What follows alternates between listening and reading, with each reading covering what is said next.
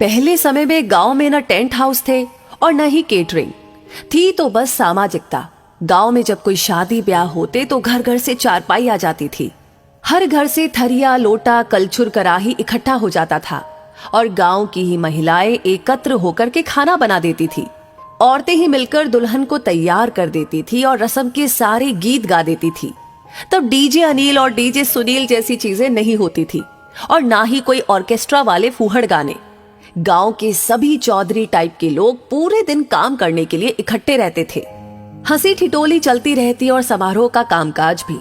शादी ब्याह में गांव के लोग बारातियों के खाने से पहले खाना नहीं खाते थे, क्योंकि ये घरातियों की इज्जत का सवाल होता था। गांव की महिलाएं गीत गाती जाती और अपना काम करती रहती। सच कहूं तो उस समय गांव में सामाजिकता के साथ समरसता होती थी। खाना परसने के लिए गांव के लड़कों का गैंग समय पर इज्जत संभाल लेते थे। कोई बड़े घर की शादी होती तो टेप बजा देते, जिसमें एक कॉमन गाना बजता था, मैं सेहरा बांध के आऊंगा मेरा वादा है। और दूल्हे राजा भी उस दिन खुद को किसी युवराज से कम न समझते। दूल्हे के आसपास नाव हमेशा रहता।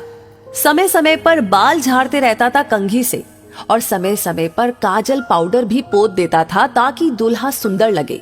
फिर दोबारा का चार होता। फिर शुरू होती पंडित जी की महाभारत, जो रात भर चलती रहती। फिर कोहबर होता और ये वो रस्म है जिसमें दूल्हा दुल्हन को अकेले में 2 मिनट बतियाने के लिए दिया जाता। लेकिन इतने कम समय में कोई क्या खाक बात कर पाता। सवेरे खिचड़ी में जम के गारी गाई जाती और यही वो रस्म है जिसमें दूल्हे राजा जेम्स बॉन्ड बन जाते। हम नहीं खाएंगे खिचड़ी। फिर उनको मनाने कन्या पक्ष के सब जगलर टाइप के लोग आते।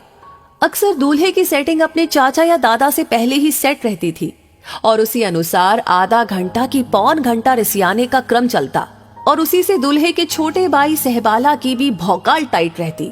लगे हाथ वो भी कुछ न कुछ और लहा लेता।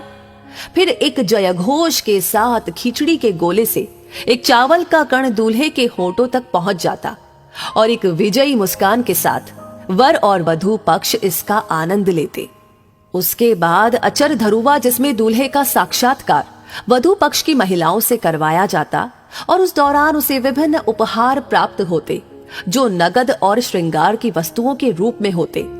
इस प्रक्रिया में कुछ अनुभवी महिलाओं द्वारा काजल और पाउडर लगे दूल्हे का कौशल परीक्षण भी किया जाता और उसकी समीक्षा परिचर्चा विवाह बाद आहूत होती थी और लड़कियां दूल्हा के जूता चुराती और 101 रुपए में मान जाती।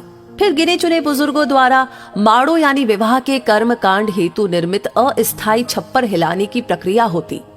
वहां हम लोगों के बचपने का सबसे महत्वपूर्ण आनंद उसमें लगे लकड़ी के शुंगों यानी कि तोता को उखाड़कर प्राप्त होता था।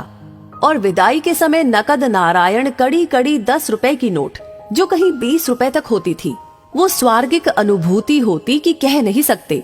हालांकि विवाह में प्राप्त नगद नारायण माताजी द्वारा 8 आने से बदल दिया जाता था। आज की पीढ़ी उस वास्तविक आनंद से वंचित हो चुकी है जो आनंद विवाह का हम लोगों ने प्राप्त किया है। लोग बदलते जा रहे हैं, परंपरा भी बदलती चली जा रही है।